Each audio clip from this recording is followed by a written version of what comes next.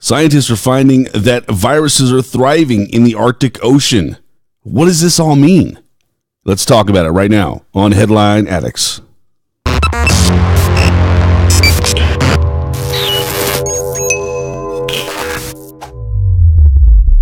What's going on, everybody out there in YouTube land? Thank you for coming to the channel. Thank you for coming to Headline Addicts. Hit that like button. Hit that subscribe button. There's a lot of news, a lot of stuff. Science World, Fox News, CNN. There's so much news out there. It's hard to cover it all each and every day. I wish I had the time to sit here and do it all day long, but I just don't. But I do love the science stuff. Science news, space stuff. Those headlines are the best for me. Honestly, they really are. But today, right now, we're going to dive into something here, okay? Something very, very, very interesting. A global survey finds that the Arctic Ocean is a hotspot for viruses. Knowing where viruses are illuminates where carbon may be sinking, okay? Arctic waters turn out to be teeming with some of the world's smallest entities, viruses.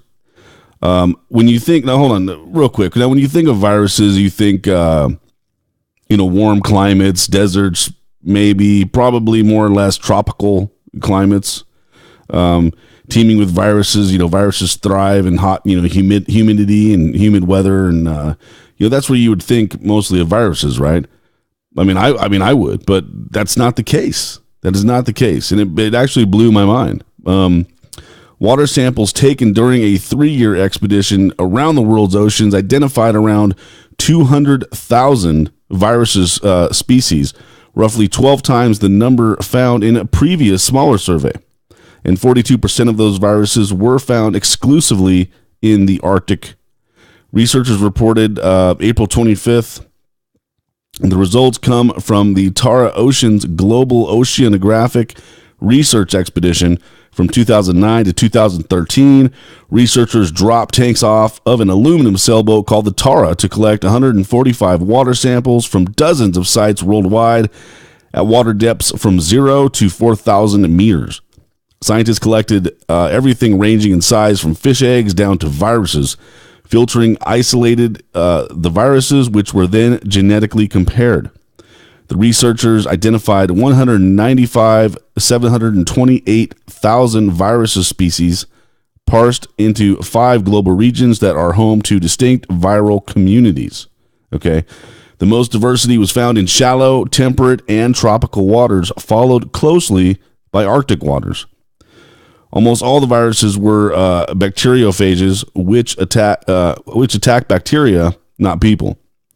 So you can swim in the ocean and not worry about it. And this that's quote unquote, comes from Ahmed Zayed, a microbiologist at the Ohio State University in Columbus. So it's cool to swim in it, man. They're not going to hurt you. They just want to attack bacteria. Bacteriophages and other viruses are credited with killing roughly 20% of bacteria in the ocean every day. That process stops carbon in the bacteria from passing up the food chain and instead releases the carbon back into the ocean for other microorganisms, some of which also consume carbon dioxide. These microbes eventually produce a form of carbon that can be recycled and stays stored in the ocean.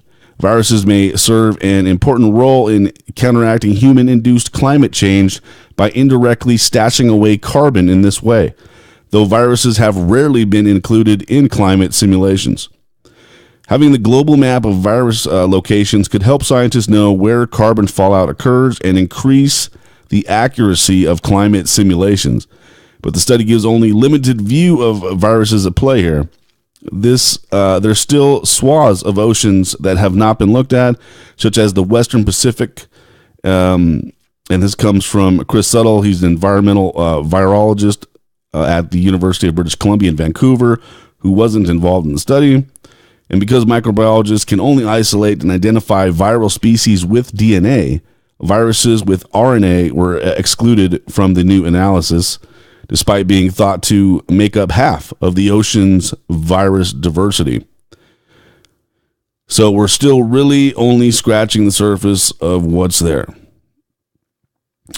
So there you go, guys. Tons of viruses in the Arctic Ocean, man. I mean, the little that we know about the world's oceans at this point kind of baffles me.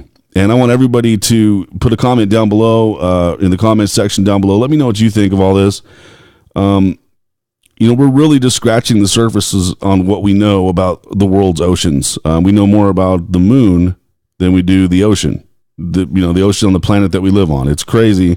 It blows my mind, honestly. But guys, hit me up in the comment section below. Let me know what you think of this. Does